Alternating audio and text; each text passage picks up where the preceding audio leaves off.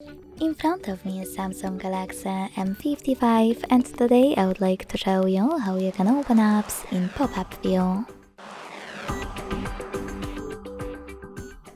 Begin by selecting an app to use in this view and accessing it in the background. To do that using Trick's navigation, click on this button with 3 lines. Then tap on the icon of an app and select Open in pop-up view. As you can see, now I can use my app in this little window.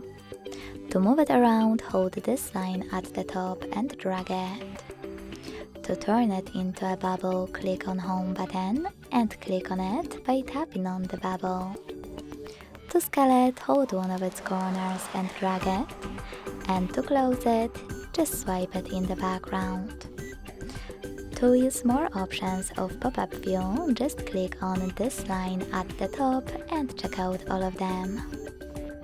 Thanks so much for watching. If you enjoyed this video, leave a like, comment and subscribe. Bye!